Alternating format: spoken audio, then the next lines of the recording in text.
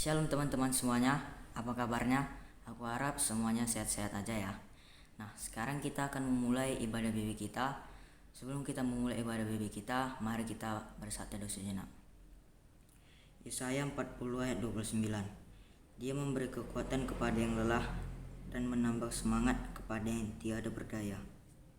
Baik, sekarang kita akan mengangkat pujian pertama kita, Allahku dahsyat.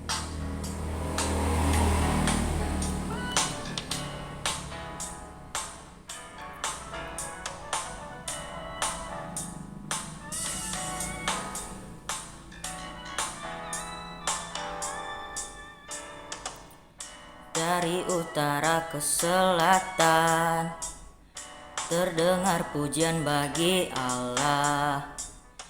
Dari barat sampai ke timur, nama Yesus disanjung tinggi. Dari pulau-pulau, lembah-lembah, gunung-gunung yang tinggi, kemuliaannya disaksikan, kebesarannya diceritakan.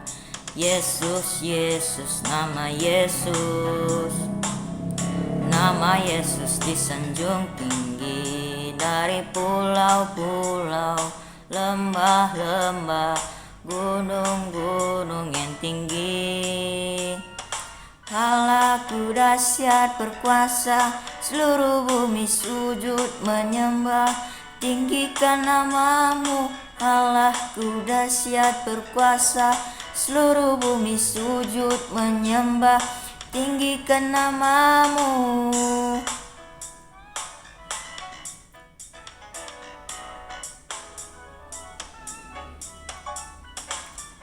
Dari utara ke selatan, terdengar pujian bagi Allah. Dari barat sampai ke timur, nama Yesus disanjung tinggi. Dari pulau-pulau, lembah-lembah, gunung-gunung yang tinggi, kemuliaannya disaksikan, kebesarannya diceritakan. Yesus, Yesus, nama Yesus, nama Yesus disanjung tinggi. Dari pulau-pulau, lembah-lembah, gunung-gunung yang tinggi. Allahku dahsyat berkuasa, seluruh bumi sujud menyembah. Tinggikan namamu, Allahku dahsyat berkuasa, seluruh bumi sujud menyembah. Tinggikan namamu.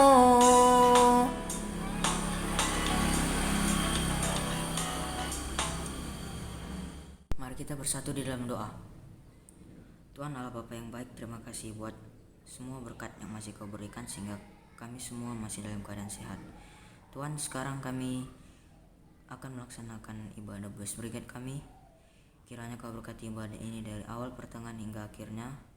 Dan juga sebentar lagi kami akan mendengarkan firman-Mu yang akan disampaikan oleh hamba-Mu.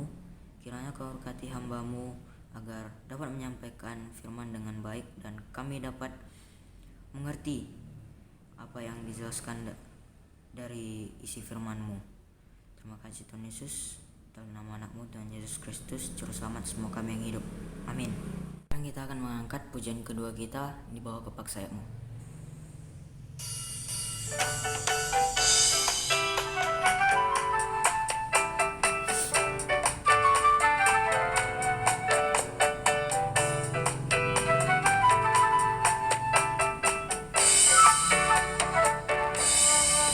Aku ingin selalu berada di hadirat-Mu.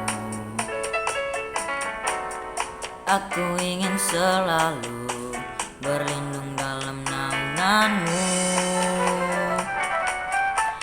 Di bawah kepak sayap-Mu, Kau bawaku terbang tinggi, melintasi langit biru bagaikan Raja Wali. Bagai Raja Wali melintasi melintasi gunung tinggi, bagai raja wali, melintasi badai hidup, dibawa kepas sayapmu, kau bawaku terbang tinggi, melintasi langit biru, bagaikan raja wali. Bagai raja wali, melintasi gunung tinggi, bagai raja wali, melintasi badai hidup, dibawa kepas sayapmu, kau bawaku terbang tinggi, melintasi langit biru, bagaikan raja wali.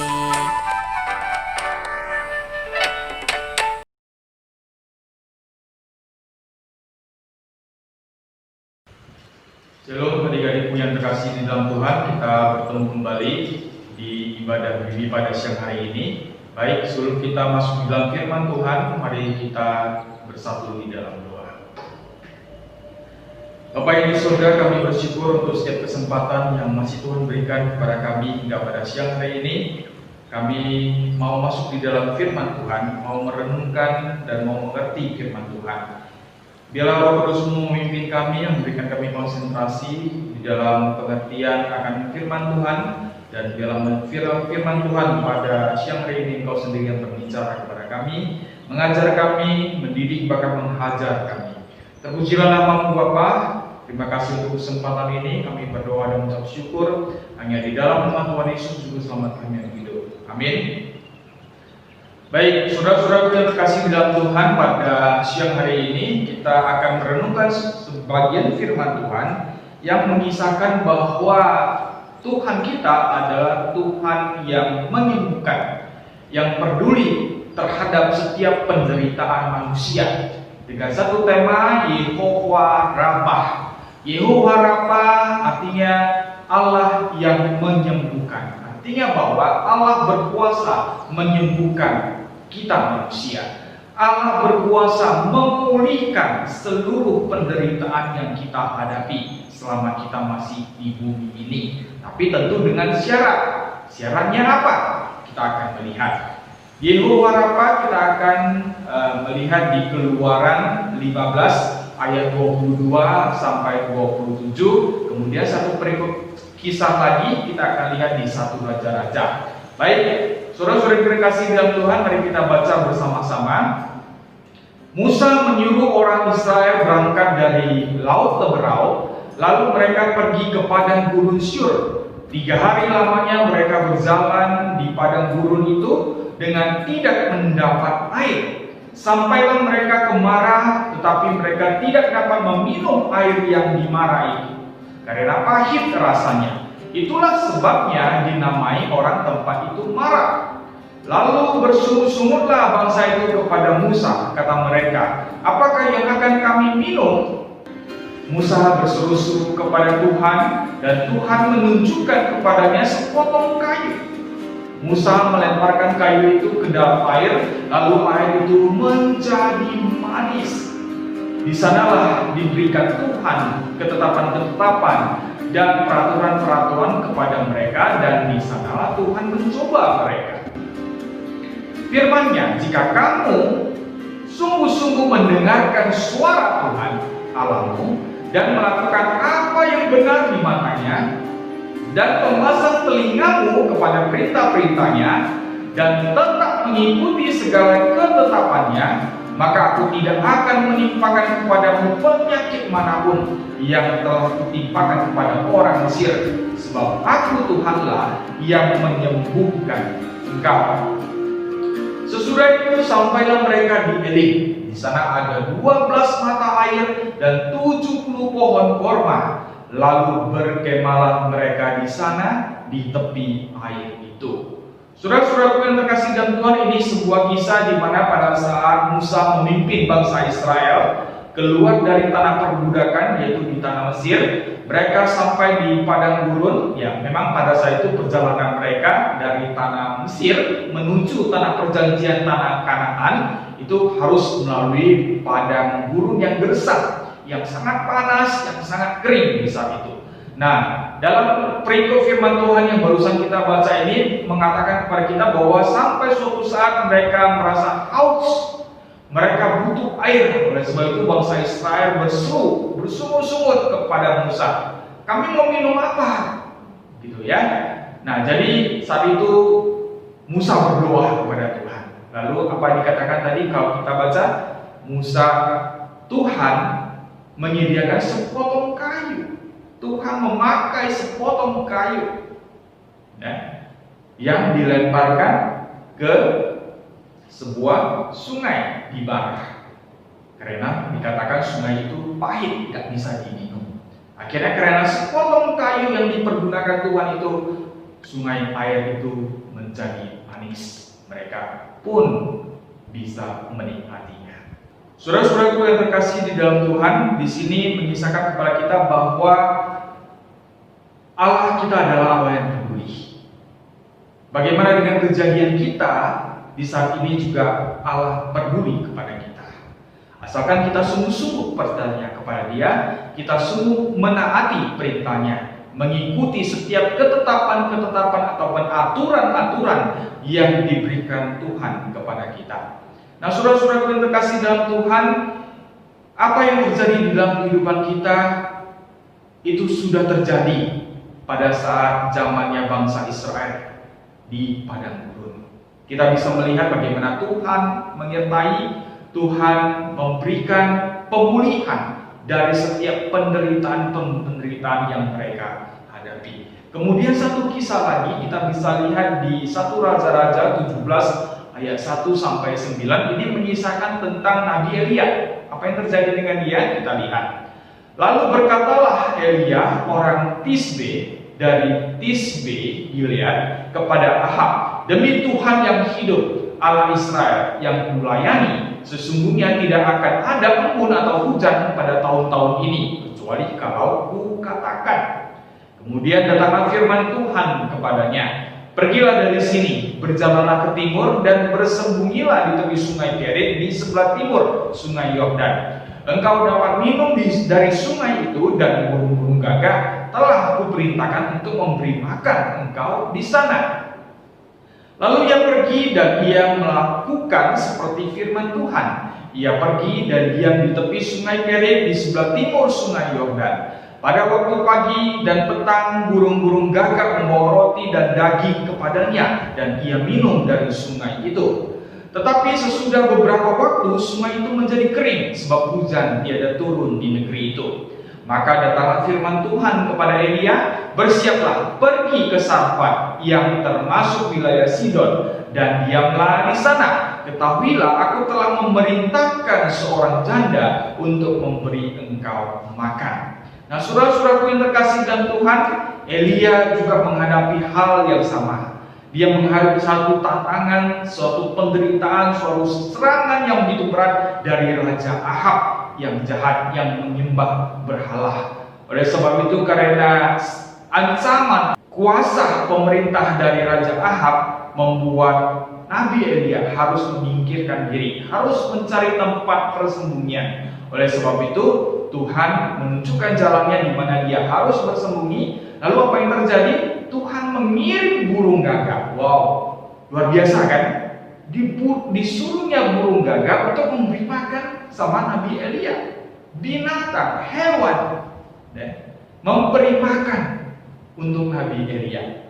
Lalu sampai suatu saat juga karena sungai di tempat itu sudah kering, maka dia harus berpindah.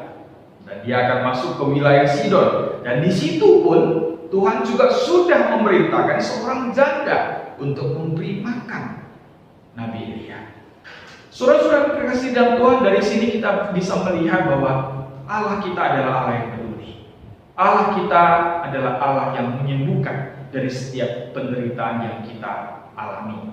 Oleh sebab itu, marilah kita sungguh-sungguh taat, percaya, dan laksanakan apa yang Tuhan inginkan di dalam kehidupan kita. Saudara-saudara yang terkasih dalam Tuhan, di dalam kehidupan saya pribadi juga saya mengalami dan merasakan bahwa Allah adalah Allah yang peduli di dalam setiap persoalan hidup yang kita hadapi. Nah, saudara-saudara yang terkasih di dalam Tuhan, saya percaya bahwa Tuhan kita adalah Tuhan yang peduli. Dari perikop yang barusan kita baca, saya juga punya satu kesaksian di dalam pengalaman saya bagaimana Tuhan menolong dan Tuhan menyertai, Tuhan memulihkan setiap penderitaan yang kita hadapi. Pernah suatu kali saya membawa keluarga, semua anak-anak, mertua dan juga satu teman dari kota Rantau Prapat menuju kota Pematang Siantar. Saya sendiri mengendarai mobil, saya pada saat itu membawa mobil L300. Lalu kami berangkatnya dari Rantau Prapat pagi hari, kemudian setelah melewati kota Aikarapan, tiba-tiba ban belakang sebelah kanan pecah. Setelah pecah, pasti kita ganti ya, karena ada ban serap.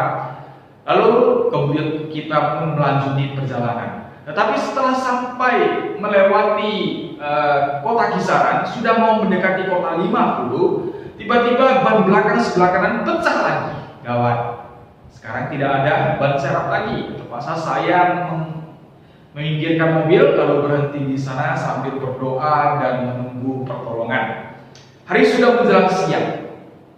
Anak-anak di dalam mobil, mertua semua dan juga seorang teman ada di dalam mobil. Dan di sekitar situ pas tidak ada warung untuk bisa menyediakan makan siang bagi kami. Wah, gimana? Cuaca panas. Pas di tepi jalan. Yang ada di sekitar situ adalah pohon sawit dan mobil melalui jalan tersebut. Dan juga tidak mungkin kami memberhentikan mobil yang lain. Lalu akhirnya selain berdoa, saya terus berpikir siapa yang kira-kira bisa menolong kami. Lalu saya teringat seorang majelis di kota perdagangan, yaitu Ko Daniel. Kebetulan saya ada nomor teleponnya, saya pun menelepon dia, memberitahukan dia kondisi dan keadaan kami pada saat itu. Akhirnya dia pun bersedia membantu untuk membeli sebuah ban dan akan datang ke tempat kami untuk memasang ban tersebut sehingga kami bisa melanjuti perjalanan ke Pematang Siantar. Dalam masa penungguan tersebut, Tuhan peduli. Kami juga tidak menyadari. Tiba-tiba dari belakang kami lewat seorang tukang jual jagung rebus. Tukang jual jagung rebus. Ya, kebetulan sekali. Ya, sudah menjelang siang, memang waktunya makan siang. Akhirnya kami menggunakan kesempatan tersebut membeli jagung rebus dan kami makan jagung rebus sebagai makan siang kami di dalam mobil sambil menunggu Ko Daniel yang akan membawa sebuah ban baru untuk memperbaiki dan memasangnya. Kemudian kami pun bisa melanjuti perjalanan ke Pematang Siantar. Nah, itu satu juga kejadian. Kejadian berikutnya yaitu pada saat saya studi di Singapura, studi Bible, studi Alkitab di Singapore Bible College, di mana yang saya hadapi adalah bahasa Mandarin.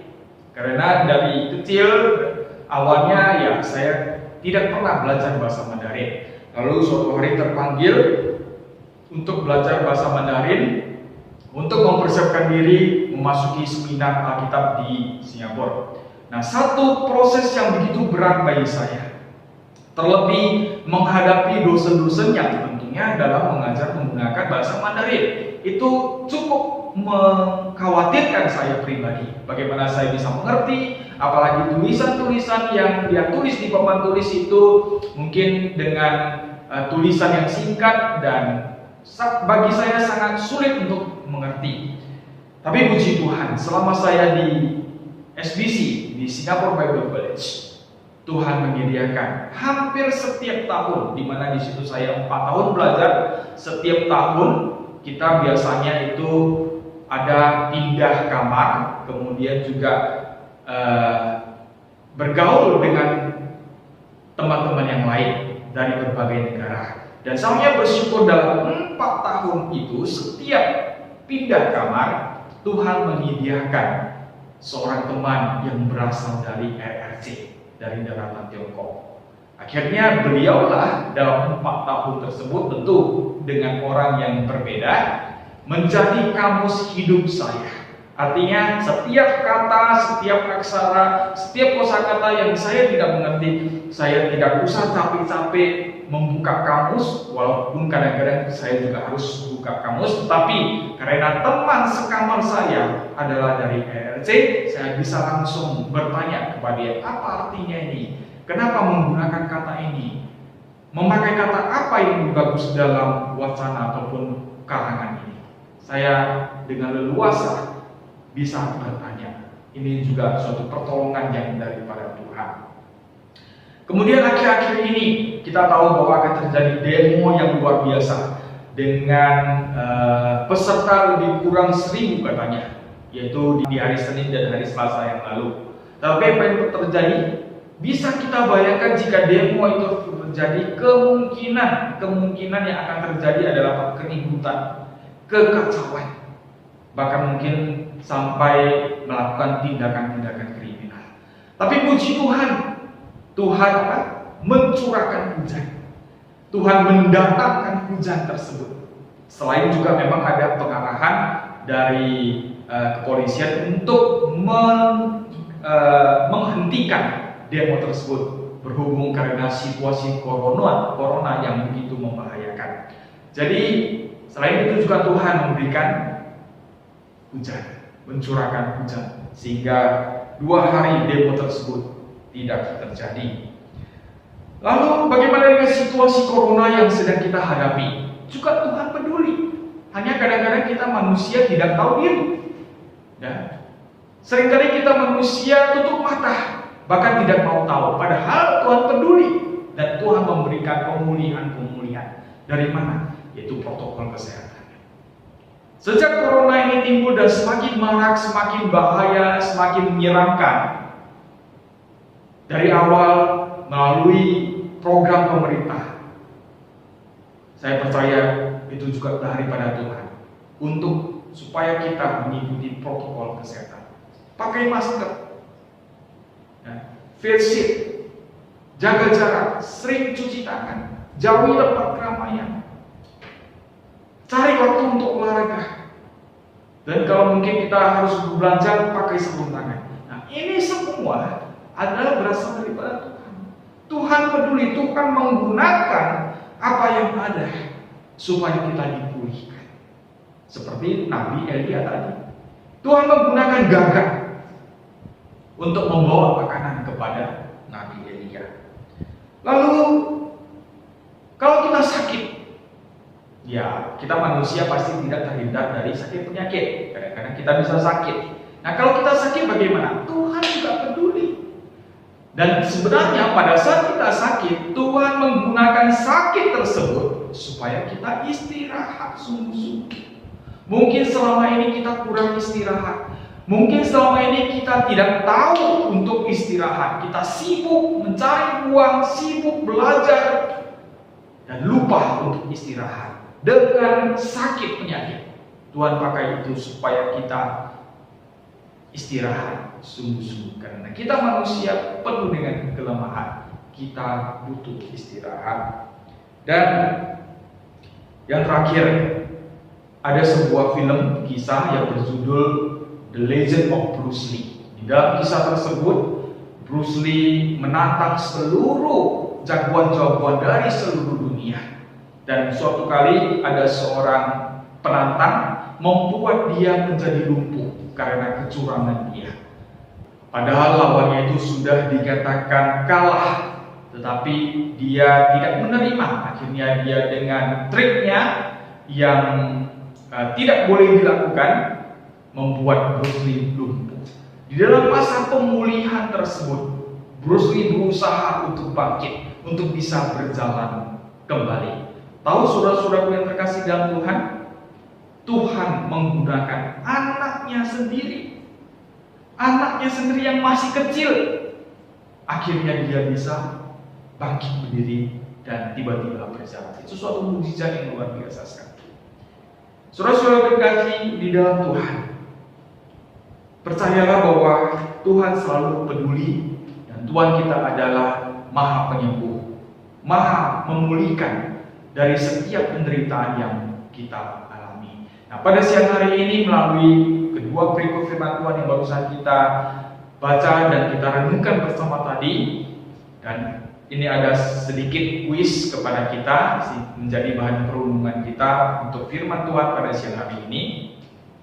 Kuis kita yaitu sebagai anggota Boys Brigade di dalam menghadapi tantangan hidup saat ini, apa saja yang dapat Anda pelajari dari renungan siang hari ini? Oke, jadi jika Anda mendengarkannya baik-baik tadi, inti dari firman Tuhan yang barusan kita baca, sebagai anggota Boys Brigade di dalam menghadapi tantangan hidup saat ini, apa saja yang dapat Anda pelajari dari renungan siang hari ini? Tulis jawaban Anda dalam secari kertas, lalu foto dan kirimkan ke Google Classroom Boys Brigade di kolom renungan BB 17 Oktober. Hari ini juga sebelum pukul 6. Kita harus belajar disiplin tentunya, ya kan? Jadi kumpulkan tugasmu hari ini juga sebelum pukul 6 ke Google Classroom Boys Brigade di kolom renungan BB 17 Oktober.